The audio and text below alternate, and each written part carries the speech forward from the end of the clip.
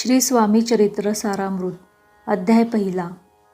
श्री गणेश, श्री सरस्वती, श्री गुरु, श्री कुलदेवता तसेच अक्कलकोट निवासी पूर्ण दत्तावतार यतिवर्य श्री स्वामीराज यांना वंदन करून ग्रंथरचयिते कै विष्णू बळवंत थोरात यांनी श्री स्वामी चरित्र सारामृत या नित्य पठनोपयोगी पोथीच्या लेखनाला प्रारंभ केला आहे।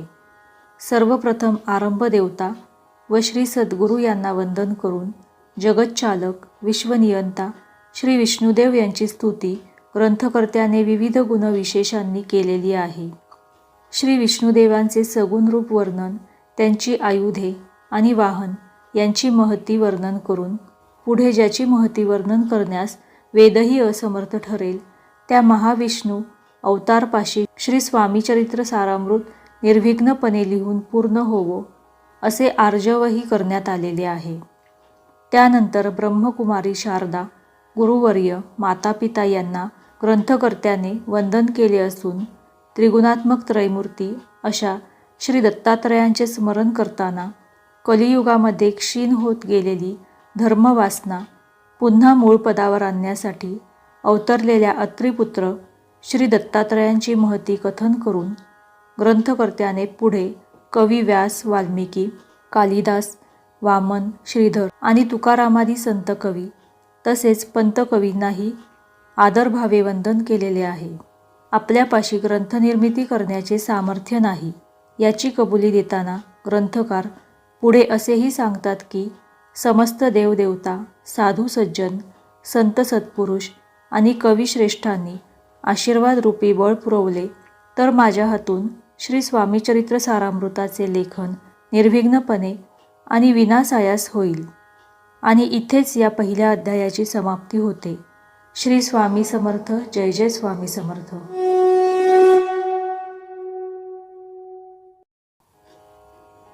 श्री स्वामी चरित्र सारामृत अध्याय दुसरा।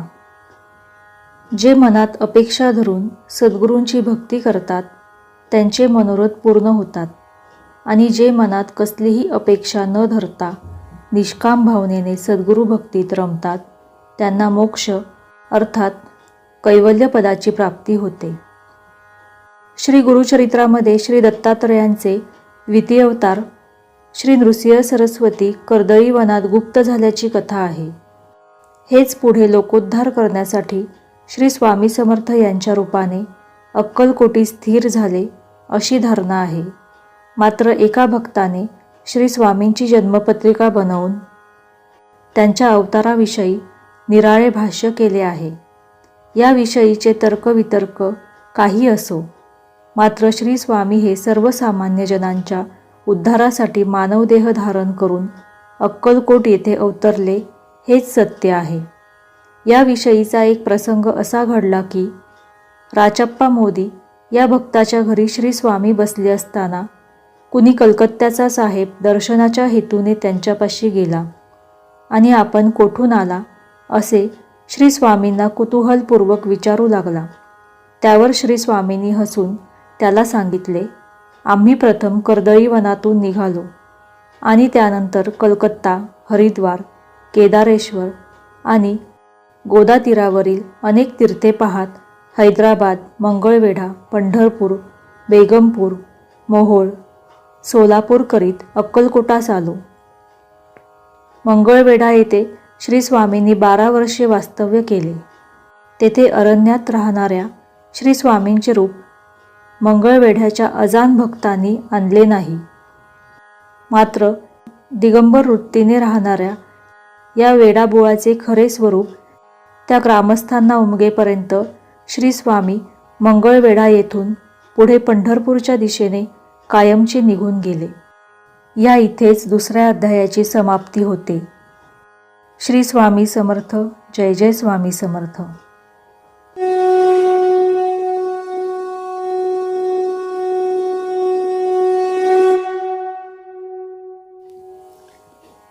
श्री स्वामी चरित्र सारामृत अध्याय तिसरा। मागील अध्यायांमध्ये कलकत्त्याहून आलेल्या भक्ताला श्री स्वामींनी स्वतःविषयी सांगितलेली माहिती तसेच त्यांच्या मंगळवेढ्यातील वास्तव्याचे वृत्त आले. आता या अध्यायामध्ये श्री स्वामींच्या अक्कलकोट आगमनाविषयीचा वृत्तांत दिलेला आहे. मंगळवेढ्याहून पंढरपूर, बेगमपूर, मोहोळ मार्गे श्री स्वामी सोलापुरात दाखल झाले. तिथे भक्त चिंतोपंत टोळ यांच्या समवेत श्री स्वामी अक्कलकोट येथे जाण्यास निघाले.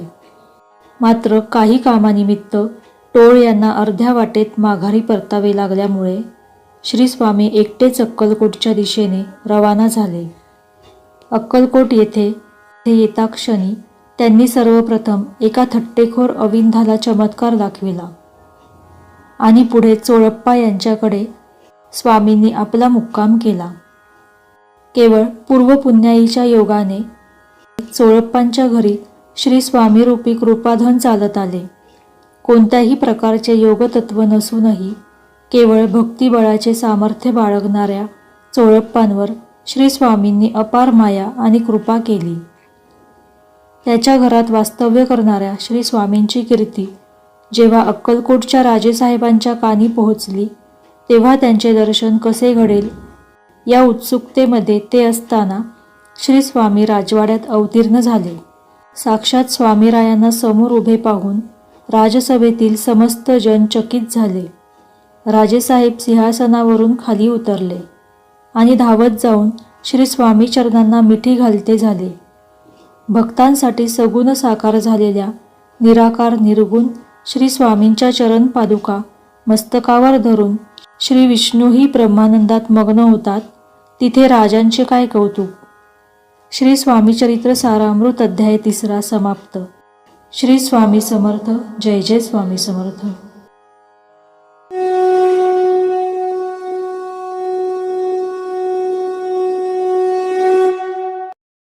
श्री स्वामी चरित्र सारामृत अध्याय 4.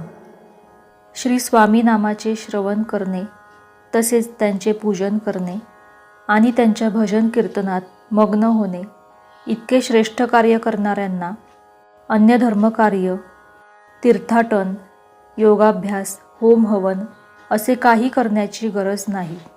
केवळ स्वामी नाम सतत घेत राहिल्याने 4ही पुरुषार्थ साध्य होतात आणि जन्ममृत्यूच्या खेपा चुकतात. मागील अध्यायात श्री स्वामींनी अक्कलकोटच्या राजेसाहेबांना साक्षात दर्शन दिले आणि ते चोळप्पांच्या घरी परतले.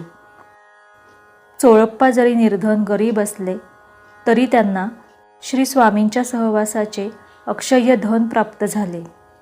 श्री स्वामींनी या सानिध्यादरम्यान चोळप्पा व त्यांच्या कुटुंबियांची हर तऱ्हेने परीक्षा घेतली. मात्र ते सर्व श्री स्वामींच्या कसोटीत पूर्ण उतरले आणि श्री स्वामी कृपा प्राप्त करते झाले. इथे श्री स्वामींची प्रसिद्धी सर्वत्र सर्वदूर पसरली. लांब लांबून भक्तजन अक्कलकोटास येऊ लागले. अनेकांच्या मनोकामना पूर्ण होऊ लागल्या. श्री स्वामीचरणी येणाऱ्या भक्तांचे प्रमाण दिवसांगणिक वाढू लागले. मात्र त्यात काही कुटील निंदकही होते. असेच एकदा 2 संन्यासी स्वामींची परीक्षा घेण्यासाठी अक्कलकोटास आले. स्वामींनी त्यांचा कुटील हेतू ओळखला. त्या दिवशी श्री स्वामी ज्या भक्ताच्या घरी होते तिथे अनेक दर्शनार्थी फळफळावळ घेऊन आले. मात्र श्री स्वामींनी आलेला प्रसाद त्या संन्याशांसमोर ठेवला. परंतु श्री स्वामी स्वतः उपाशी असल्याने ते संन्याशी देखील काही खाऊ शकले नाहीत. अशातच संपूर्ण दिवस सरला. त्यावरून श्री स्वामी हे ढोंगी साधू नाहीत याची खात्री पटल्यामुळे ते संन्यासी क्षमा याचना करते झाले. अशा रीतीने श्री स्वामी चरित्र सारामृत अध्याय 4 समाप्त. श्री स्वामी समर्थ. जय जय स्वामी समर्थ.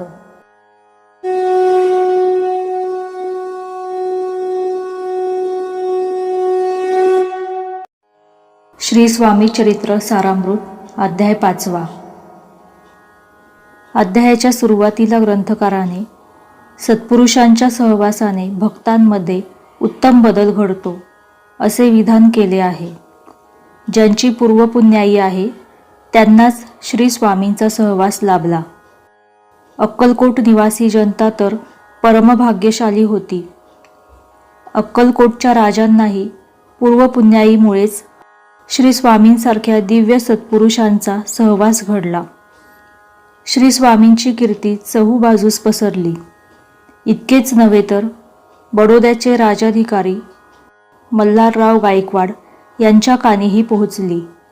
त्यांच्या मनात विचार आला की आपण श्री स्वामींना अक्कलकोटहून थेट आपल्या बडोदा नगरीस आणावे. याकरिता त्यांनी अनेक मातब्बर, दिवाण व सरदारांसमोर जो कोणी श्री स्वामींना इथवर आणेल त्याला आम्ही इनाम आणि मान सन्मान देऊ असा प्रस्ताव ठेवला. हे ऐकून सुज्ञ मंडळींनी काढता पाय घेतला.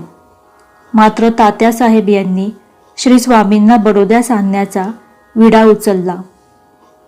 राजा मल्हारराव यांच्याकडून बरेचसे धन आणि सेवकांची फौज घेऊन तात्यासाहेब अक्कलकोटास आले. तिथे त्यांनी याचकांना धन द्रव्य देऊन तसेच अनेकांना मोठ्या जेवणावळी घालून संतुष्ट केले. त्यांनी चोळप्पांनाही जहागिरी देण्याचे आश्वासन दिले. तात्यासाहेबांच्या बोलण्यामुळे चोळप्पा आनंदित झाले. त्याने हा विषय श्री स्वामींपाशी काढला आणि आपण बडोद्यास गेल्यावर मला जहागिरी मिळेल असे सांगितले. त्यावर श्री स्वामी हसले व म्हणाले, त्यांच्या मनात भक्ती नाही, मग आम्ही तिथे जाऊन काय उपयोग. इथे कथेचा पूर्वार्ध संपवताना ग्रंथकाराने उत्तरार्धाविषयी सुतोवाच केलेले आहे. अशा रीतीने श्री स्वामी चरित्र सारामृत अध्याय 5 समाप्त. श्री स्वामी समर्थ. जय जय स्वामी समर्थ.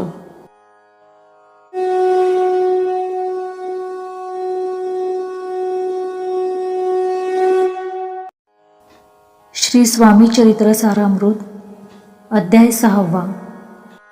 ज्याप्रमाणे गुरुजन बालकाचे बोट धरून त्याच्याकडून मुळाक्षरे गिरवतात, त्याप्रमाणे श्री स्वामी माझ्यासारख्या मतिमंदाकडून हे चरित्र लिहून घेत असल्याचे ग्रंथकार कबूल करीत मागील अध्यायातील अपूर्ण कथेकडे वळतो.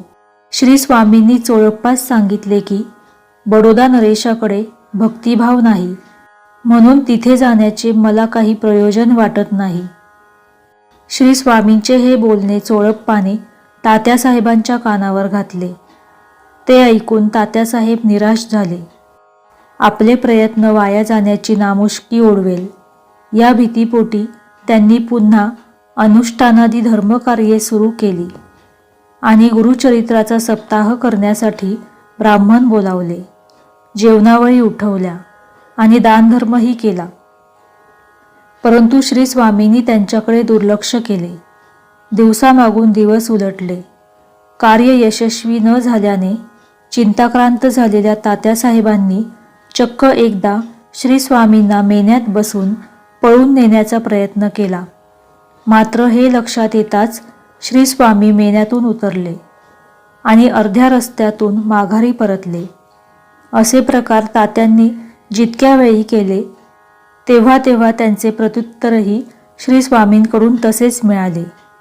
अखेरीस कंटाळून तात्या माघारी परतले. हे पाहून मल्हाररावांनी यशवंतराव या मराठा उमरावास पाठवले. यशवंतराव अलंकार, वस्त्रभूषणे आणि द्रव्य घेऊन श्री स्वामींपाशी आले. तेव्हा श्री स्वामींनी रौद्र रूप धारण केले.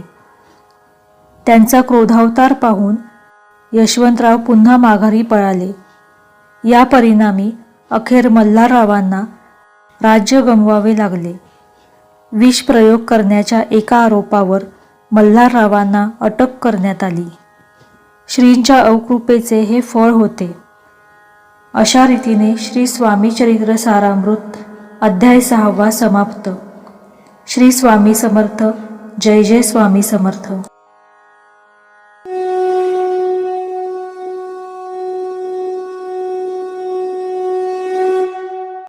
श्री स्वामी चरित्र सारामृत अध्याय 7. अक्कलकोटच्या राजेसाहेबांना श्री स्वामींविषयी विलक्षण भक्ती होती. ते नित्य स्वामी सेवेत मग्न असत. राजेसाहेब धार्मिक वृत्तीचे होते. त्यांना वेदांत श्रवणाविषयी आवड आणि आस्था होती. या कारणाने त्यांनी हेरळीकरांसारख्या विद्वान शास्त्री बुवांना वेदांत पाठ मार्गदर्शक म्हणून वेतनावर ठेवले होते. त्या काळी मुंबईस वेदांतावर जाहीर व्याख्यान करणाऱ्या विष्णुबुवा ब्रह्मचारी यांचा बराच बोलबाला होता. परधर्म प्रचारकांना वादविवादांमध्ये हरवून त्यांनी हिंदू धर्माविषयी प्रभावी भाषणे करून जनमानसात रुची उत्पन्न केली होती. त्यांची कीर्ती अक्कलकोटपर्यंत येऊन पोहोचली. तेव्हा राजेसाहेबांनी त्यांना आमंत्रित केले. विष्णुबुवा अक्कलकोटास आले आणि त्यांनी राजवाड्यामध्ये वेदांतावर प्रवचने व व्याख्याने देण्यास प्रारंभ केला. त्यांचे अभ्यासपूर्ण विवेचन ऐकून सर्वजण आनंदले. या विष्णुबुवांनी पुढे श्री स्वामींची भेट घेतली. मात्र श्री स्वामींविषयी ते भोंदू साधू असावेत या भावनेने फारसे सारस्य दाखवले नाही. त्यांच्या मनात श्री स्वामींच्या अवतारित्वाबद्दल विकल्प आला. त्याच रात्री त्यांना स्वप्नामध्ये असंख्य महाविषारी विंचू आपल्याला दंश करण्यासाठी येत असल्याचे दृश्य दिसले आणि भयाने त्यांची बोबडी वळली. दुसऱ्या दिवशी विष्णुबुवांची भेट श्री स्वामींशी झाली असता स्वामींनी हसून त्यांना रात्री पडलेल्या स्वप्नांची आठवण करून दिली. श्री स्वामींचे अंतर्ज्ञानित्व जाणून विष्णुबुवांना पश्चाताप झाला आणि ते श्री स्वामींचरणी शरण गेले. अभिमानरहित झालेले विष्णुबुवा पुढे श्री स्वामी कृपेने ब्रह्मपदी आरूढ होण्यास योग्य ठरले.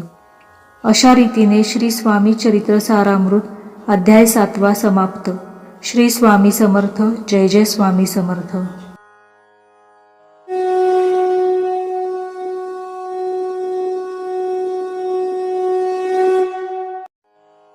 श्री स्वामी चरित्र सारामृत अध्याय 8.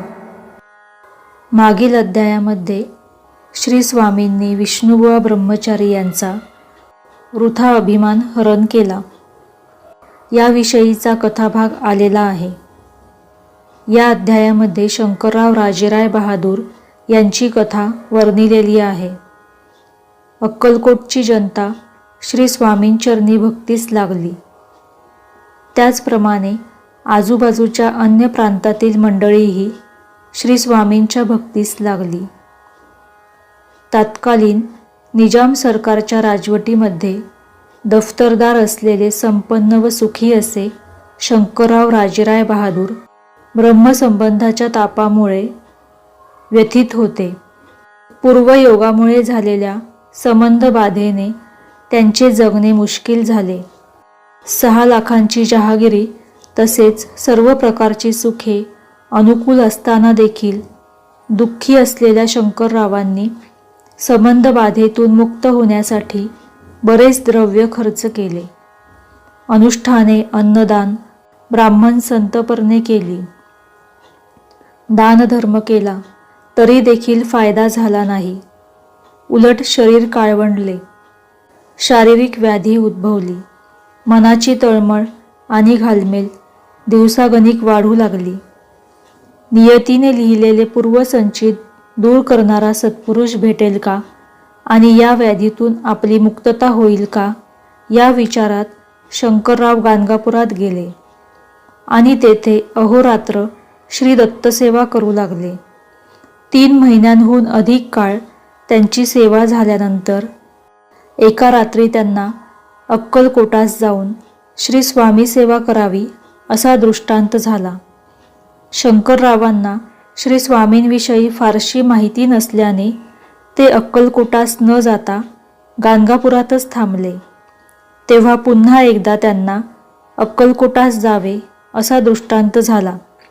या कारणाने शंकरराव राजेराय बहादूर गाणगापूरहून निघाले आणि अक्कलकोटी येऊन पोहोचले. अशा रीतीने श्री स्वामी चरित्र सारामृत अध्याय 8 समाप्त. श्री स्वामी समर्थ. जय जय स्वामी समर्थ.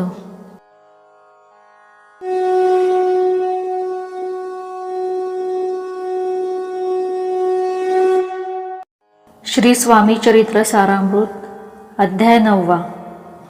शंकरराव राजे रायबहादूर पत्नीसहित अक्कलकोट येथे आले.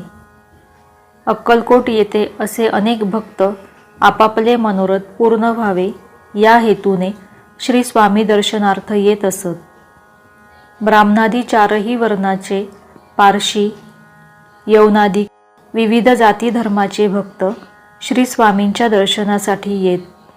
त्यामुळे अक्कलकोट येथे कायम गर्दी उसळल्याने या परिसराला अक्षरशः जत्रेचे स्वरूप प्राप्त झालेले असे. येथील गर्दीत आपल्याला श्री स्वामींचे दर्शन कसे घडावे या विवंचनेत असलेल्या शंकररावांची भेट सुंदराबाई सेवेकरणीसोबत झाली. सुंदराबाई लोभी वृत्तीची होती. शंकररावांनी सुंदराबाईच्या कानावर त्यांची अडचण आणि व्याधी घातली.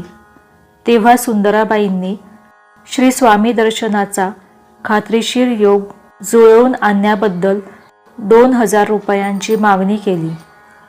शंकरराव त्यास कबूल झाले. सांगितल्यानुसार सुंदराबाईंनी श्री स्वामींची शंकररावांसोबत भेट घडवली. श्री स्वामी त्यावेळी शेख नूरबाबांच्या दर्ग्यात होते. तिथे एका कबरीमध्ये छाटी टाकून ते निजले व म्हणाले, आम्ही तुमचे मरण चुकवले. त्यानंतर शंकररावांनी तिथे बरेचसे अन्नदान केले. फकीरांना खाना दिला. कबरीवर कफनी चढवली. पुढे काही दिवसांनी श्री स्वामींनी त्यांना कडुनिंबाच्या पानात मिरीचे दाणे घालून खायला सांगितले. शंकररावांनी तसे करताच अल्पावधीतच त्यांची ब्रह्मसंबंधाची व्याधी निमली व ते व्याधीमुक्त झाले. पुढे काही काळानंतर शंकररावांनी अक्कलकोट येथे येऊन 10,000 रुपये खर्च करण्याचा मनोदय व्यक्त केला. तेव्हा श्री स्वामींनी त्यांच्याकडून अक्कलकोट येथेच एक चुनेगच्चीचा मठ म्हणजेच राजेरायन मठ बांधून घेतला. अशा रीतीने श्री स्वामी चरित्र सारामृत अध्याय 9 समाप्त. श्री स्वामी समर्थ. जय जय स्वामी समर्थ.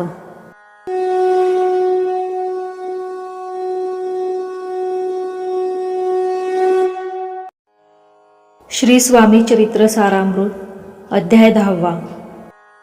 आपल्या गाठीशी पूर्व पुण्याई होती म्हणूनच मनुष्य जन्म लाभला आणि हातून श्री स्वामींचे चरित्र लिखाण घडत आहे. याविषयी कृतज्ञता व्यक्त करून ग्रंथकार पुढील कथाभागास प्रारंभ करीत आहे. हावेरी येथे बाळप्पा नावाचे सफारीचा व्यवसाय करणारे सुखवस्तू यजुर्वेदी ब्राह्मण गृहस्थ राहत होते. वयाच्या 30 नंतर एकाएकी त्यांचे मन संसारातून विरले. त्यांना परमार्थाची ओढ लागली. त्यांचे मन प्रपंचात रमेना. प्रपंच क्षणभंगूर असून त्यातील सुखसौख्यामागे धावण्यापेक्षा शाश्वत मुक्तिदायक परमार्थाकडे वळण्याचा निश्चय त्यांनी केला. एका रात्री स्वप्नदृष्टांतामध्ये अनुकूल संकेत मिळताच बाळप्पांनी सोलापुरात जातो असे कारण देऊन घरदार सोडले आणि सद्गुरूच्या शोधार्थ ते बाहेर पडले. मजल दरमजल करीत ते मुरगोड या क्षेत्री येऊन पोहोचले. मुरगोड येथे पूर्वी चिदंबर दीक्षित नावाचे सुप्रसिद्ध महापुरुष होऊन गेले. त्यांचा पूर्व परिचय करून देताना ग्रंथकार सांगतात की मुरगोड येथे मल्हार दीक्षित नावाचे वेदशास्त्रात पारंगत असे ईश्वरभक्त ब्राह्मण गृहस्थ राहत होते. पोटी संतती नाही म्हणून उदास झालेल्या मल्हार दीक्षितांनी श्री शंकरांचे 12 वर्षे तप केले. तेव्हा त्यांना शिवप्रसादामुळे पुत्ररत्न प्राप्त झाले. साक्षात श्री शंकर मल्हार यांच्या पत्नीच्या पोटी जन्म घेते झाले. या बालकाने 8व्या वर्षी मातीच्या हत्तीला जिवंत करून आपले देवत्व सिद्ध केले. त्यांच्याशी दुर्व्यवहार करणाऱ्या रावबाजी पेशव्यांचे राज्य लयाला गेले.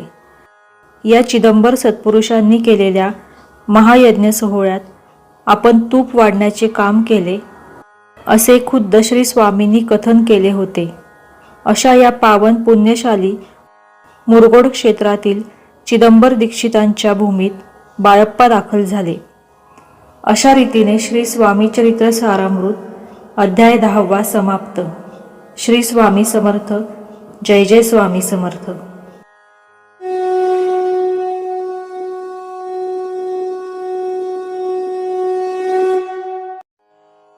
श्री स्वामी चरित्र सारामृत अध्याय 11वा. मागील अध्यायामध्ये बाळप्पा मुरगोड क्षेत्री आल्याचे वर्तमान कथन करून ग्रंथकाराने मुरगोड येथे पूर्वी वास्तव्य केलेल्या चिदंबर दीक्षित नामक सत्पुरुषाचे अवतार कार्य देखील कथन केले आहे. त्याच मुरगोड क्षेत्री बाळप्पांना अक्कलकोटस्थ श्री स्वामींविषयीची माहिती सर्वप्रथम समजली. मात्र तेथील ब्राह्मणांनी बाळप्पांना अक्कलकोट येथे जाण्याआधी गाणगापुरास जाण्याचा सल्ला दिला. म्हणून बाळप्पा मुरगोड येथून गाणगापूर ग्रामी दाखल झाले.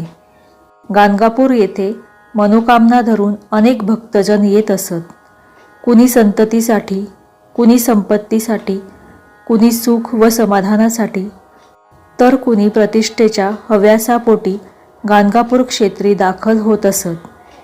बाळप्पा मात्र सद्गुरू भेटीचा ध्यास घेऊन गाणगापुरास आले. येथे आल्यावर त्यांनी स्वतःला सेवा कार्यात झोकून दिले.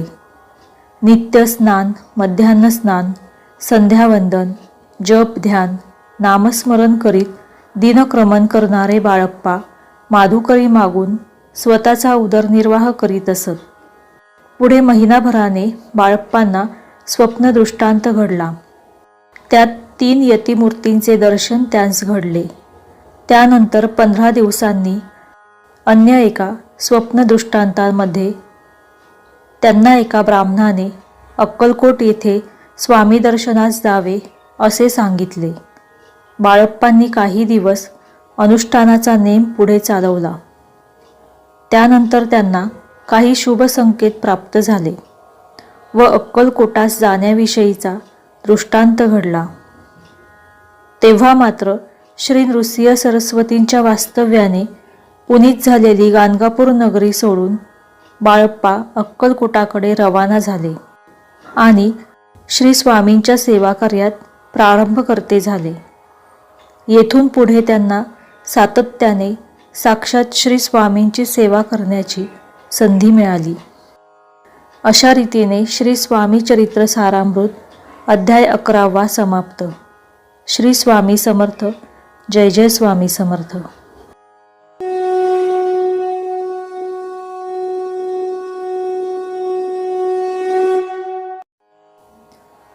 श्री स्वामी चरित्र सारामृत अध्याय 12वा.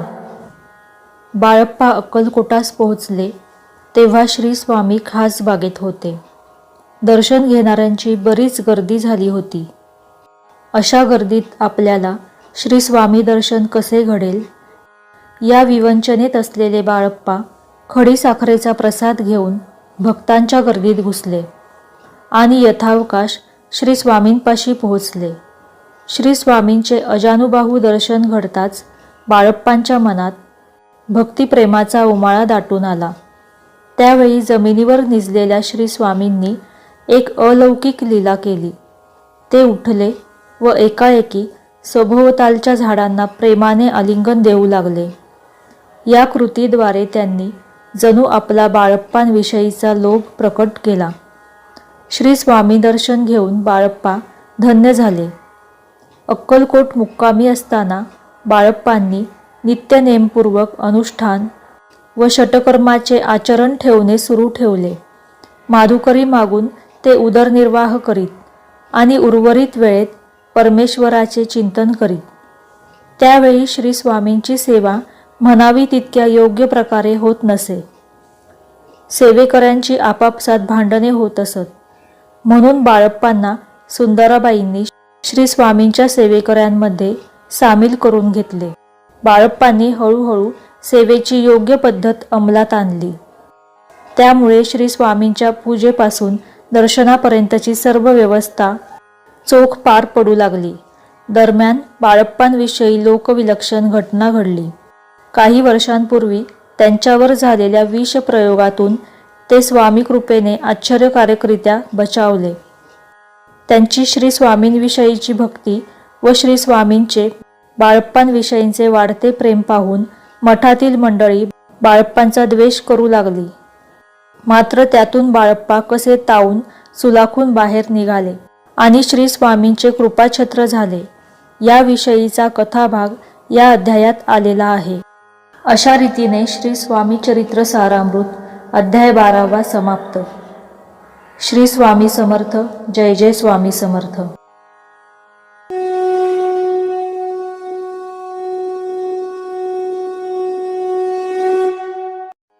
श्री स्वामी चरित्र सारामृत अध्याय 13वा.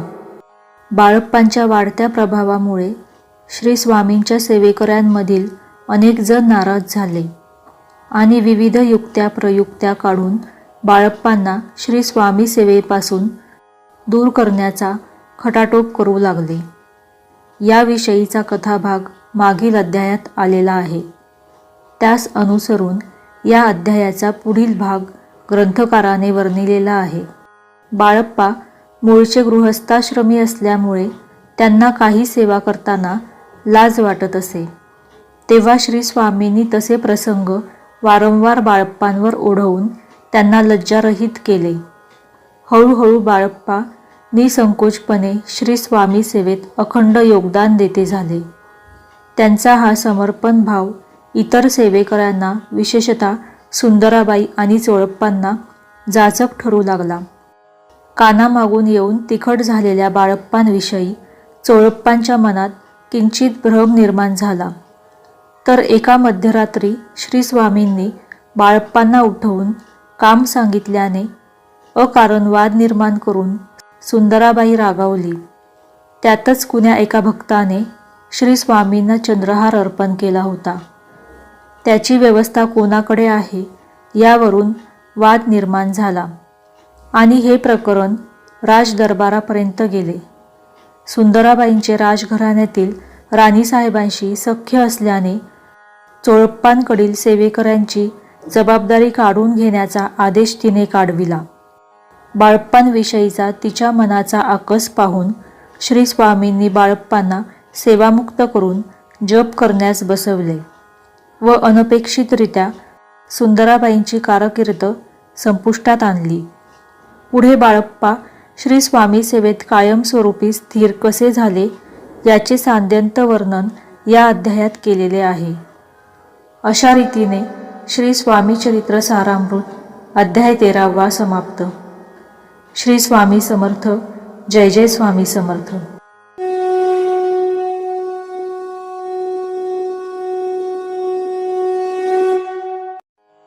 श्री स्वामी चरित्र सारामृत अध्याय 14वा. आपल्या कृपेने श्री स्वामी चरित्र सारामृताचे 13 अध्याय पूर्ण झाले. आता त्याच कृपेच्या बळावर पुढील चरित्र वदवून घ्यावे अशी श्री स्वामींचरणी विनंती करीत ग्रंथकार अध्यायाचा प्रारंभ करता झाला. श्री स्वामीरायांची भक्ती कशी करावी असा प्रश्न अनेक स्वामी भक्त ग्रंथकाराला विचारते झाले.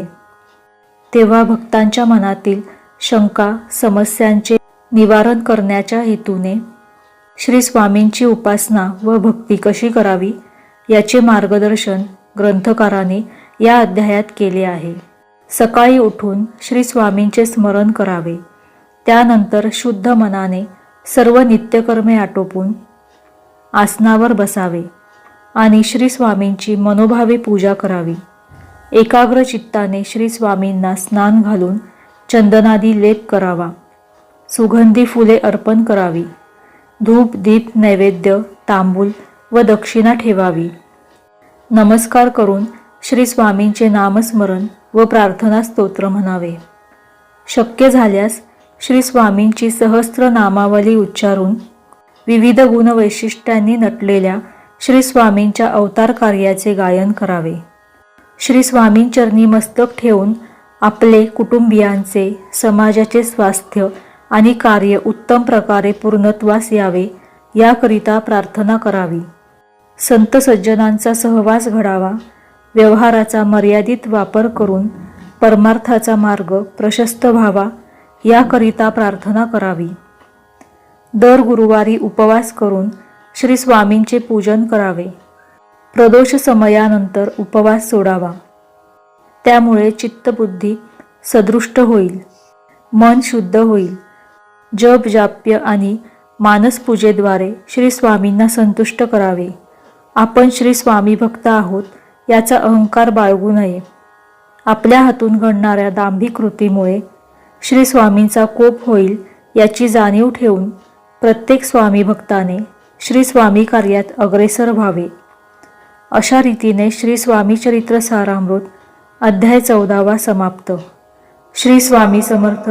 जय जय स्वामी समर्थ.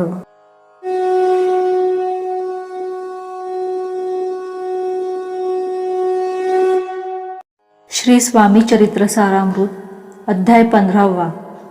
तीर्थाटन करणे, हठयोग आदी साधनांचा आग्रह धरणे, वेदाभ्यास आणि शास्त्रज्ञान हे जरी योग्य असले तरीही केवळ निस्तीम निरपेक्ष भावनेने श्री स्वामी भक्ती केली असता चारी पुरुषार्थांची प्राप्ती होते. पाप, ताप, दैन्य यांपासून मुक्तता मिळते. प्रपंच सागर पार करून मोक्षाचा पैलतीर गाठता येतो. आपल्या हातून योग्य ते कर्म आणि आचरण घडल्यास श्री स्वामी आपल्यासाठी स्वर्गमुखाचे प्रवेशद्वार उघडतात. तसेच नित्य नामस्मरण करणाऱ्यांना ते जन्ममृत्यूच्या फेऱ्यातून मुक्त करतात. हे स्मरणात ठेवावे. असे मार्गदर्शन करून ग्रंथकार अध्यायास प्रारंभ करीत आहे. मंगळवेढा येथे श्री स्वामींचे वास्तव्य असतानाचा हा प्रसंग आहे. तेथील वास्तव्यादरम्यान श्री स्वामी जंगलात राहत असत आणि अधेमध्ये गावात येत असत. त्यांच्याकडे पाहताच सकृत दर्शनी ते वेडसर असावेत अशी ग्रामस्थांना शंका येत असे. त्यामुळे अनेक जण श्री स्वामींच्या विरोधात बोलत असत. जे कोणी श्री स्वामींविषयी प्रेम आणि आदरभाव दाखवित असत त्यांची हेटाळणी हे कुटील ग्रामस्थ करीत असत. याच मंगळवेढ्यामध्ये बसप्पा तेली नावाचा एक दरिद्री इसम श्री स्वामी सहवासात आला आणि पुढे कायम त्यांच्यासोबत येऊ जाऊ लागला. त्याचे श्री स्वामींचरणी मन जडले. श्री स्वामींपाशी त्याने आपला संसार लुटवला अशी चेष्टा ग्रामस्थ करू लागले. मात्र एके दिवशी श्री स्वामी कृपेने एक चमत्कार घडला आणि श्री स्वामींनी बसप्पाने पकडलेल्या जिवंत सर्पाचे सोन्याच्या लगडीमध्ये रूपांतर करून त्याचा भाग्योदय घडवून आणला. ही अद्भुत कथा सांगून या अध्यायाच्या शेवटी ग्रंथकारांनी श्री स्वामीसूत यांच्याविषयीचे कथानक पुढील अध्यायात कथन करीत असल्याची पूर्वसूचना दिलेली आहे. अशा रीतीने श्री स्वामी चरित्र सारामृत अध्याय 15 समाप्त. श्री स्वामी समर्थ. जय जय स्वामी समर्थ.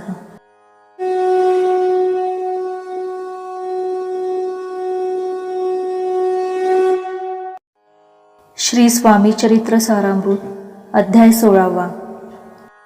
या अध्यायाचा प्रारंभ करताना ग्रंथकार श्री स्वामींविषयी सांगतात की भक्तजनांच्या रक्षणासाठी यतिरूप धारण करणाऱ्या श्री दत्तात्रयाने पृथ्वीवर अक्कलकोट येथे वास्तव्य केले आहे. त्यासोबतच या अध्यायामध्ये येणारे श्रेष्ठ अशा स्वामीसुतांचे चरित्र जे कोणी भक्त मनोभावे श्रवण करतील त्यांचे महादोष लयाला जातील, नाश पावतील, असेही ठाम प्रतिपादन करीत ग्रंथकार स्वामीसुतांचे चरित्र कथन करीत आहेत. कोकणातील राजापूर प्रांतामध्ये राहणारे हरिभाऊ नावाचे मराठा गृहस्थ नोकरीनिमित्ताने मुंबईला स्थायिक झाले. येथे त्यांचे मित्र पंडित यांना व्यवसायात तोटा सहन करावा लागला. त्यांनी स्वामींचरणी गाऱ्हाणे घातले की आपण 8 दिवसात मला कर्जमुक्त केले तर मी आपल्या दर्शनास येईल. पुढे 7 दिवस काही घडले नाही. मात्र 8व्या दिवशी हरिभाऊ व त्यांचे मित्र जाऊन पंडितांची भेट घेते झाले. व्यवहारात खोट आलेल्या हरिभाऊंनी पंडितांना आपल्यासोबत व्यवहारात येण्याची गळ घातली. पंडित कसेबसे तयार झाले. मात्र श्री स्वामी कृपेने या तिघांना पुढे व्यवहारात अपार फायदा झाला. त्यामुळे हे सर्वजण अक्कलकोटास गेले व श्री स्वामी कृपेचा आनंद अनुभवू लागले. श्री स्वामींनी हरिभाऊंना चांदीच्या पादुका तयार करून आणण्यास सांगितले. यातूनच हरिभाऊंना श्री स्वामींचा ध्यास लागला. ते वारंवार अक्कलकोटास जाऊ लागले. पुढे श्री स्वामींनी हरिभाऊंना आपला सूत म्हणून स्वीकारले आणि संसार लुटवण्यास सांगितले. श्री स्वामींच्या सांगण्यानुसार हरिभाऊंनी संसार लुटवला आणि गोसावी होऊन मुंबई येथे श्री स्वामी मठाची स्थापना केली व स्वतःला ते पूर्णत्वाने श्री स्वामी सेवेमध्ये झोकून देते झाले. अशा रीतीने श्री स्वामी चरित्र सारामृत अध्याय 16 समाप्त. श्री स्वामी समर्थ. जय जय स्वामी समर्थ.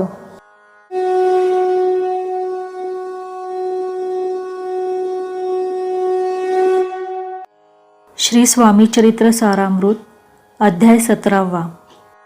मागील अध्यायामध्ये स्वामीसुतांनी मुंबईस येऊन श्री स्वामींच्या मठाची स्थापना केली याविषयीचा कथाभाग आला आहे. त्यानंतर घडलेला वृत्तांत या अध्यायामध्ये सविस्तर कथन केला आहे. श्री स्वामी चरित्र सारामृतामधील सर्वात जास्त ओवी संख्येचा अध्याय म्हणून या अध्यायाचा उल्लेख करावा लागेल. याचे कारण श्री स्वामींनी ज्यांना आपला सूत अर्थात पुत्र मानले त्यांच्याविषयीचा समग्र वृत्तांत या अध्यायात ग्रंथकारांनी सांगितलेला आहे.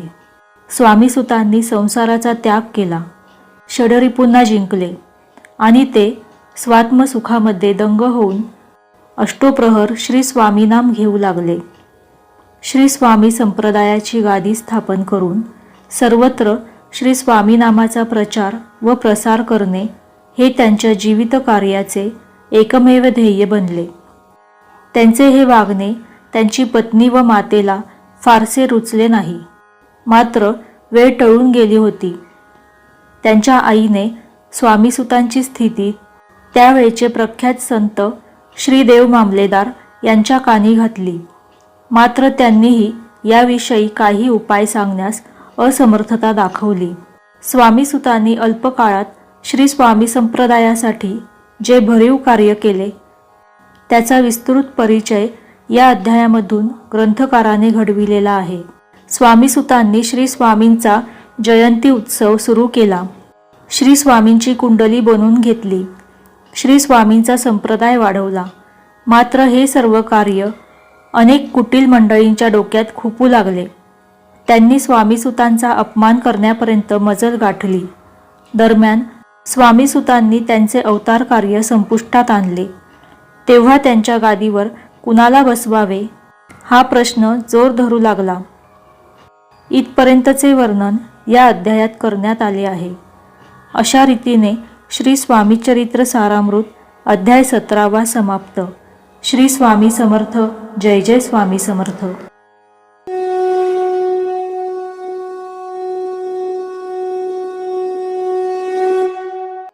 श्री स्वामी चरित्र सारामृत अध्याय 18. मागील अध्यायामध्ये श्री स्वामीसुतांचा वारसाधिकारी कोण असावा याविषयीचा वृत्तांत आलेला आहे. त्याचे निराकरण ग्रंथकाराने या अध्यायामध्ये केले आहे. स्वामीसुतांनी देह विसर्जित केल्यावर श्री स्वामी महाराज सतत मोरपाखरा म्हणून हाका मारू लागले. आमची पाऱ्याची वीट आणून द्या म्हणून प्रत्येकाला सांगू लागले. श्री स्वामींच्या बोलण्याचा संदर्भ कुणासही न लागल्यामुळे नीटसा अर्थबोध होईना. त्याचवेळी श्री स्वामीसुतांचा धाकटा बंधू दादा आपल्या मातोश्रीस म्हणजे काकूबाईस भेटण्याकरिता अक्कलकोट येथे आला.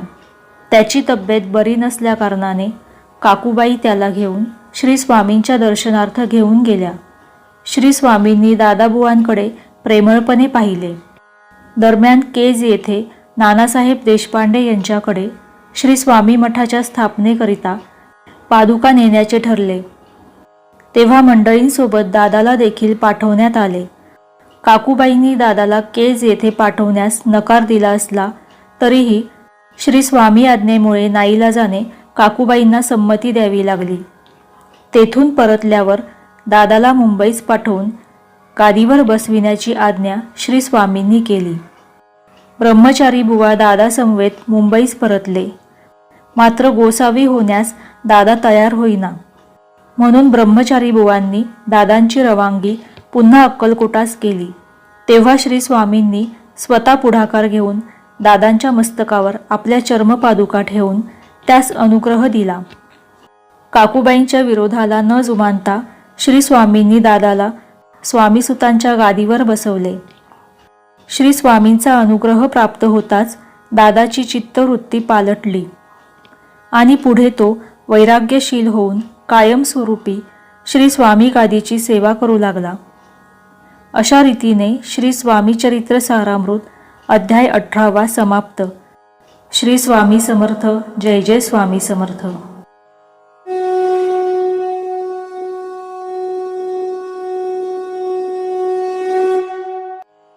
श्री स्वामी चरित्र सारामृत अध्याय 19.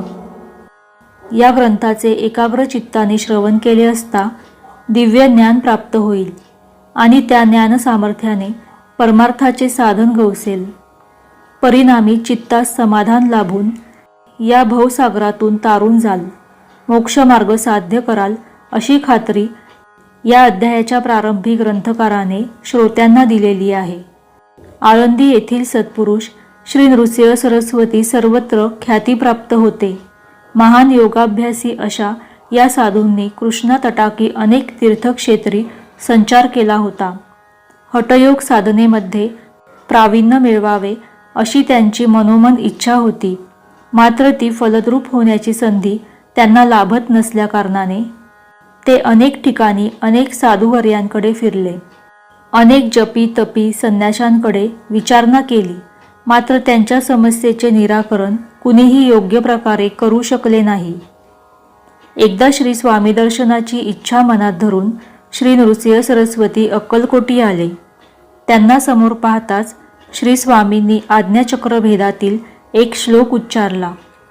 तो कानावर पडताच श्री नृसिंह सरस्वतींचे देहभान हरपले व ते समाधी अवस्थेत गेले. बऱ्याच वेळाने समाधी उतरल्यावर आनंदित झालेले श्री नृसिंह स्वामी धावत गेले आणि श्री स्वामी चरणांना मिठी घालते झाले. त्यावेळी श्री स्वामींनी त्यांना सिद्धीचा त्याग करावा असे सुचवले. त्यांचे सांगणे श्री नृसिंह सरस्वतींनी मान्य केले व ते स्वस्थानी परतले. श्री स्वामींची कृपा यशवंतराव भोसेकर अर्थात देव मामलेदार या सत्पुरुषावर देखील होती. अनेक ज्ञानी शिष्य श्री स्वामी परंपरेत निर्माण झाले.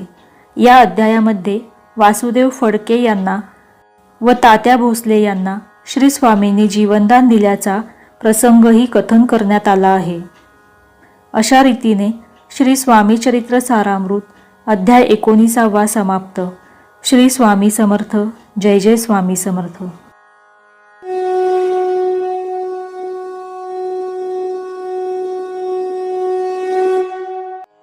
श्री स्वामी चरित्र सारामृत अध्याय 20. श्री स्वामी चरित्र अफाट आहे. त्यांच्या हातून घडलेल्या लीला अमर्याद आहेत. त्या स्वामी लीलांचे वर्णन करण्यास आपली लेखणी असमर्थ आहे अशी कबुली या अध्यायाप्रारंभी ग्रंथकाराने केलेली आहे. मात्र तरीही माझ्या अल्पबुद्धीने मला जितके शक्य आहे तितके श्री स्वामींचे गुणवर्णन मी करेन अशी ग्वाही देखील ग्रंथकार येथे देत आहेत. एके दिवशी कुणी एक भक्त काही मनोकामना बाळगून श्री स्वामींच्या दर्शनासाठी आला. तेव्हा श्री स्वामी त्याला म्हणाले, तू फकीरांना जेवू घाल, म्हणजे तुझ्या मनोकामना पूर्ण होतील. श्री स्वामी आज्ञेनुसार त्या भक्ताने पंचपक्वानांचे भोजन करून फकीरांना खाऊ घातले. सर्व फकीरगण तृप्त मनाने भोजन करून निघून गेले. तेव्हा त्यांच्या पानात राहिलेले उष्टे अन्न खाण्याची आज्ञा श्री स्वामींनी त्या भक्तास केली. मात्र त्या भक्ताच्या मनात फकीराचे उष्टे खाण्याची शंका आली. त्याच वेळी एक भ्रमिष्ट तिथे आला. तेव्हा श्री स्वामींनी तीच आज्ञा त्या भ्रमिष्टाला केली. श्री स्वामी आज्ञेचे पालन करून तो भ्रमिष्ट निश्चिंत मनाने फकीरांचे उष्टे खाऊ लागला. पुढे श्री स्वामींनी तू मुंबईला जा, तुझी इच्छा पूर्ण होईल असे त्याला सांगितले. श्री स्वामी वचनांवर श्रद्धा व भक्ती ठेवून तो भ्रमिष्ट मुंबईला गेला. पुढे रस्त्याने तो चालला असताना एका घरातून वृद्ध स्त्री बाहेर आली आणि त्या भ्रमिष्ट माणसाच्या हातावर तिने 10,000 रुपये ठेवले. हे पाहून तो आश्चर्यचकित झाला. अशी ही श्री स्वामींची अतर्क लीला. श्री स्वामींच्या लीला भंडारातून मोजकी रत्ने बाहेर काढून वाचकांसमोर ठेवली असल्याचे ग्रंथकाराने अध्यायाच्या शेवटी नमूद केले आहे. अशा रीतीने श्री स्वामी चरित्र सारामृत अध्याय 20 समाप्त. श्री स्वामी समर्थ. जय जय स्वामी समर्थ.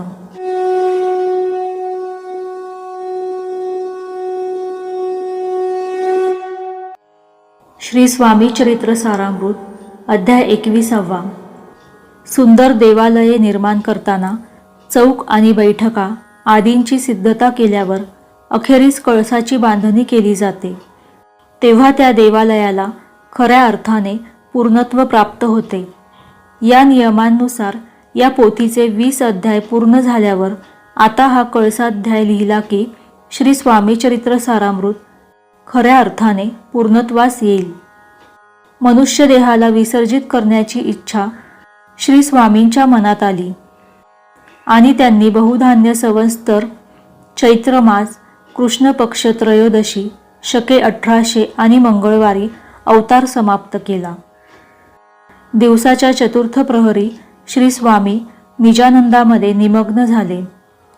सेवेकरी तसेच भक्तजनांना अपार दुःख झाले. सर्वजण आक्रोश करू लागले. समाधीस्थ होण्याआधी श्री स्वामींनी ज्या लीला घडवल्या त्यांचे वर्णन ग्रंथकाराने या चरित्रामध्ये केले. स्वतःविषयी माहिती देताना ग्रंथकार विष्णू बळवंत थोरात सांगतात की त्यांचा जन्म कोकण प्रांताच्या रत्नागिरी जिल्ह्यातील पालशेत गावी झाला. नोकरीनिमित्त ते कोपर्ली येथे आले आणि येथे त्यांचा परिचय शंकरशेठ यांच्यासोबत आला. शंकरशेठ श्री स्वामी भक्त होते. त्यांच्यामुळेच थोरात श्री स्वामींकडे आकर्षित झाले आणि त्यांनी श्री स्वामी चरित्र लिहिले. अखेरच्या अध्यायामध्ये ग्रंथकार थोरात यांनी श्री स्वामी चरित्र सारामृताची अवतरणिका दिलेली आहे.